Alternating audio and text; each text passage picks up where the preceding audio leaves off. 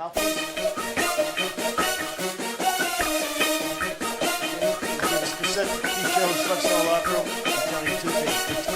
ball, protect yourself for a long time. Touch go.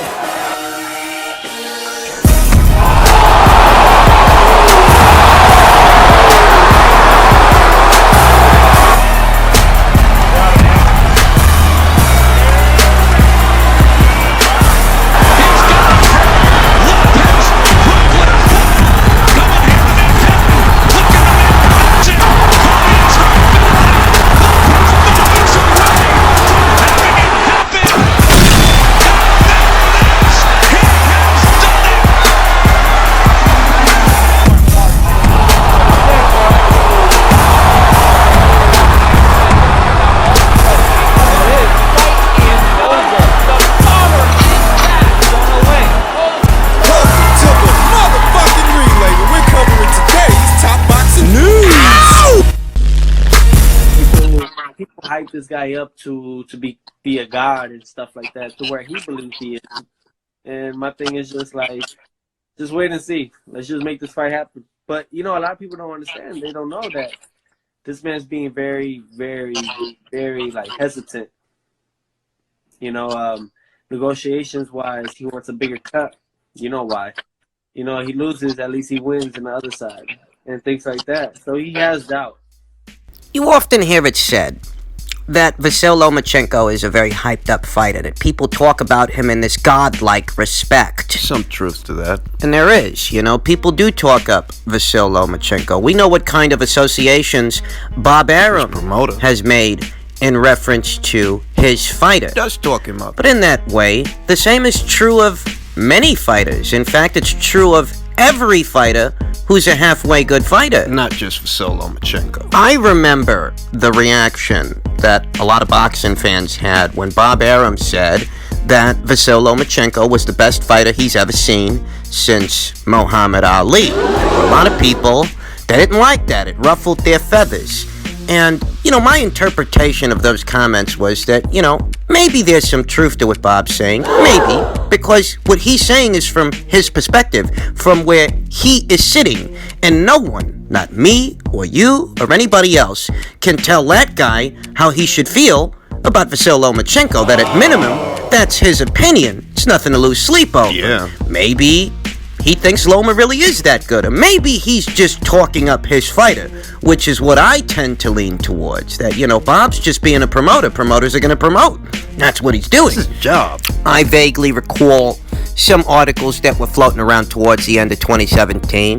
At this time, Vasyl Lomachenko had a professional record of 9 wins and 1 loss with 7 knockouts. This was his record at the time. Okay. Think about that, and then I think about Bob Arum and who he has been in the sport of boxing, the various eras and various fighters that he's seen come and go, Muhammad Ali included. My initial interpretation of those kinds of comments is, maybe some part of it is true. To him. But some other part of it is just Bob being a promoter. A promoter's going to promote. It's their job. Especially his own fighter. So at minimum, this is just a guy who's doing his job. Thus, it's nothing to lose sleep over. Nothing to be upset about. Even if you don't agree with Bob in any way, shape, or form. You don't have to. I thought to myself, in all my wisdom, I thought.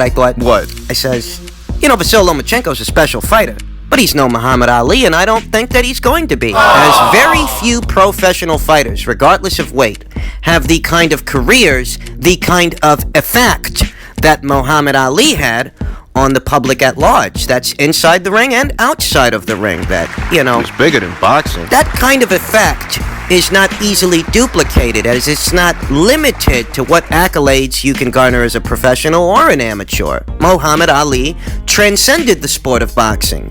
Whereas Vasyl Lomachenko, no, he really hasn't. Anybody that knows this guy likely knows him because of the boxing, whereas, Muhammad Ali is one of the most recognizable faces anywhere in the world. I'm lying. And that's not limited to those who follow the sport. It's a common sense argument, really. So I didn't lose sleep over anything that Bob said. But there are those out there that did. There are those out there who received those comments very adversely. And at minimum, what it is a promoter promoting his fighter. That's what he's doing. People chose to take this up the ass and get upset about it.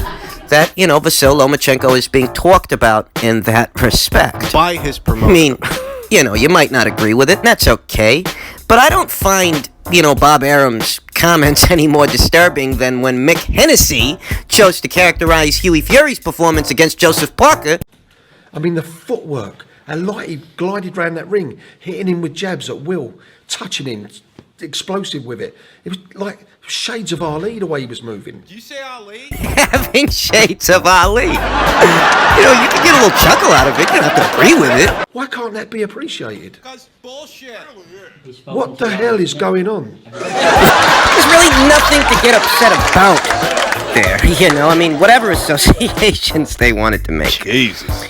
Yet when it comes to Vasyl Lomachenko, there does seem to be this underlying resentment for this fighter. And I accent that in this video because of what Teofimo Lopez said. That, there's people that talk him up as if he's some kind of god. They talk about him in this godlike respect. He's a god.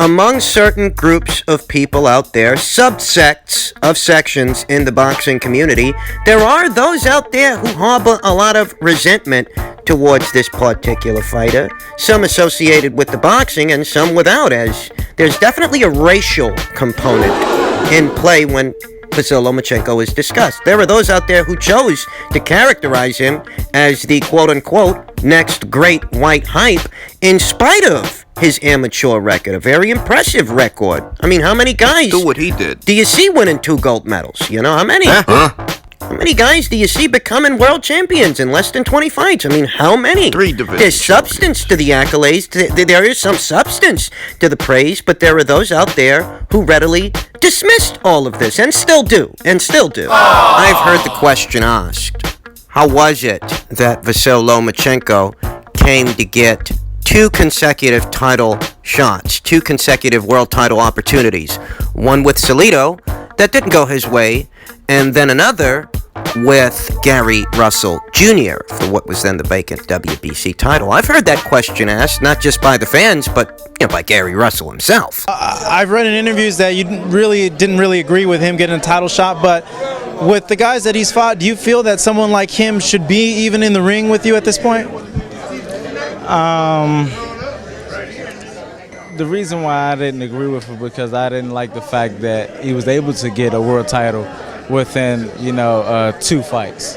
It's been guys out here that's professional athletes out here that's been very strategic about selecting their opponents so they can have the opportunity to compete for a world title.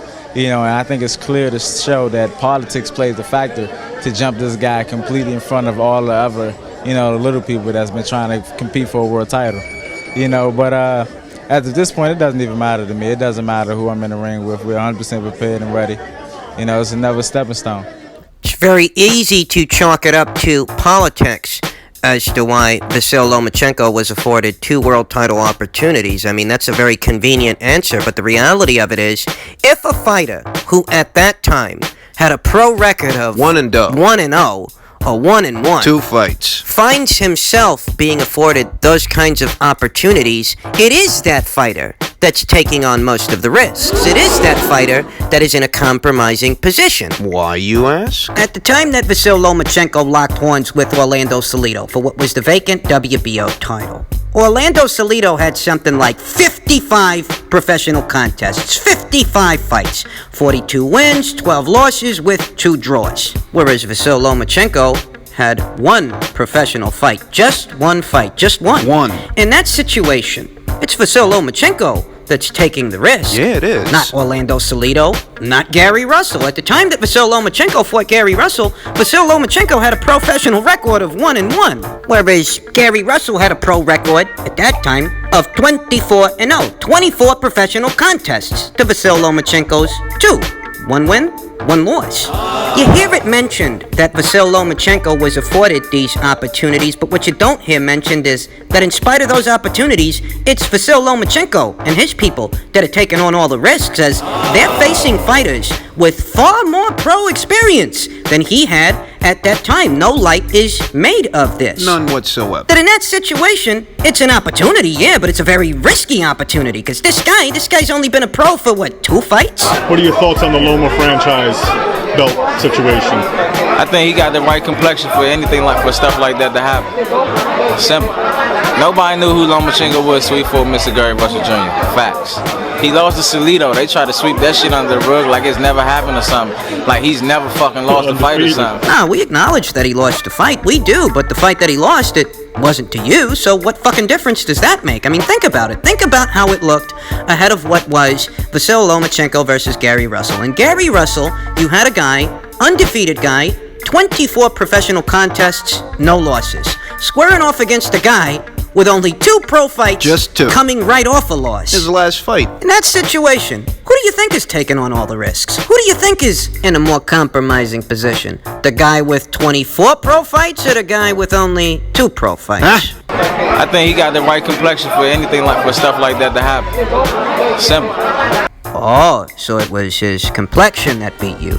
Not his boxing acumen, not his ability to box. No. It was just his complexion. That's what did You it. see, I often hear it said about Vasyl Lomachenko that he was afforded these opportunities for one reason or another, but no light is made of him actually prevailing in these situations. Situations that the average fighter really isn't ready for, whereas he, given his amateur background, his Olympic gold medals, That stuff. all of that, his pedigree, he was ready for those situations at only... What was it, 1-1? I mean, if the assertion is that Vasyl Lomachenko didn't belong in there with the likes of a Gary Russell, that he didn't deserve that opportunity, if that's the case, then how'd he beat you? You tell me. You get me? You understand me? Huh? If this guy didn't belong in the same ring with you, then you tell me. You do it. How'd he beat you?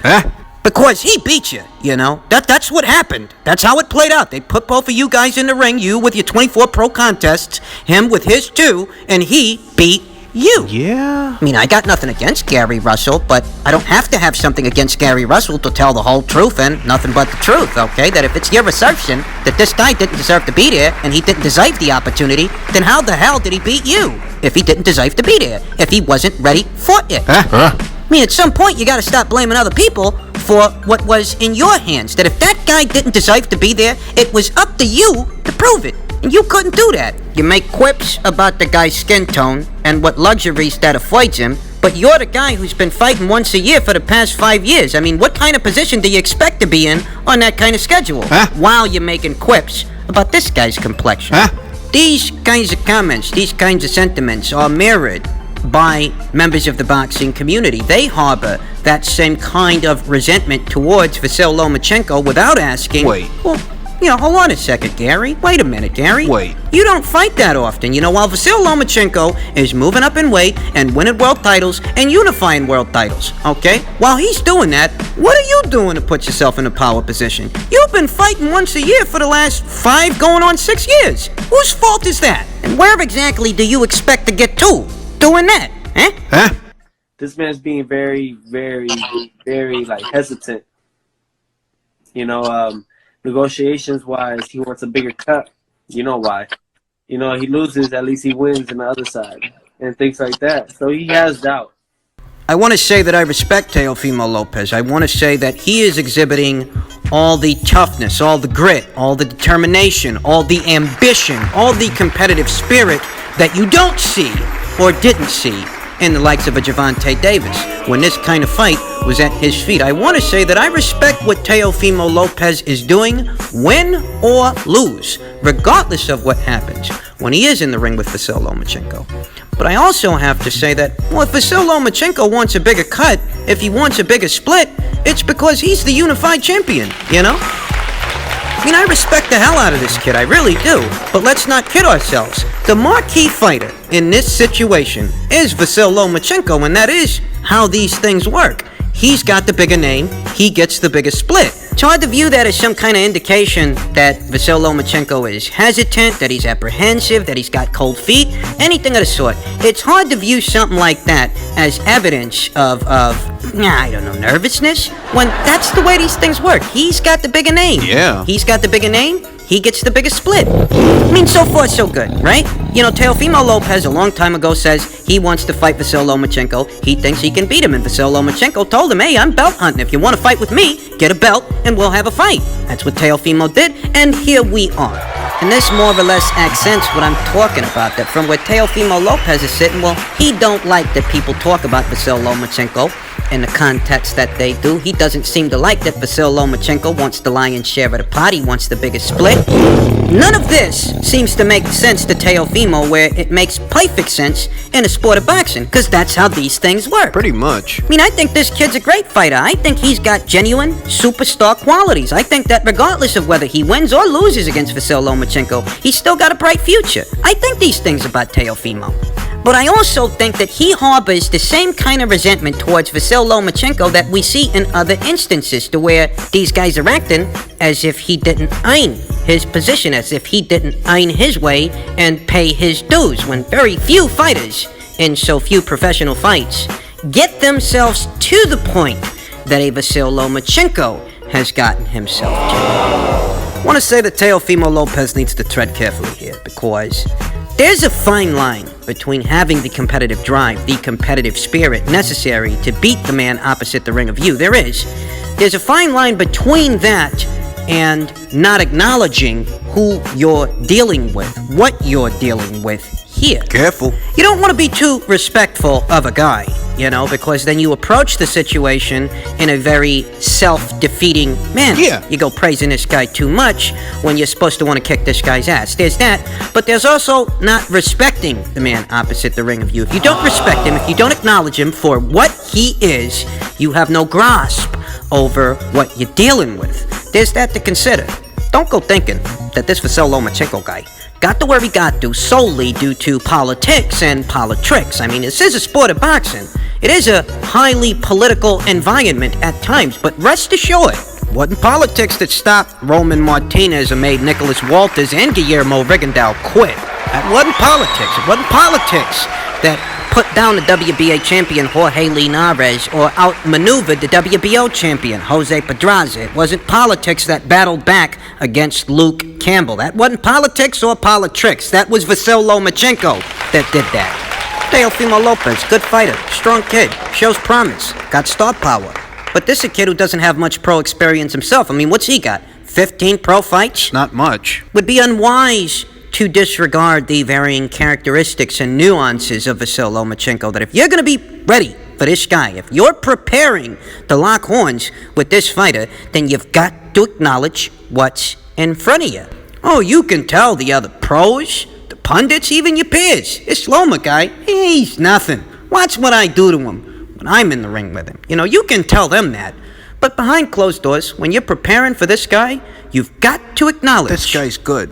who you're dealing with, if you ought to stand any chance against this guy.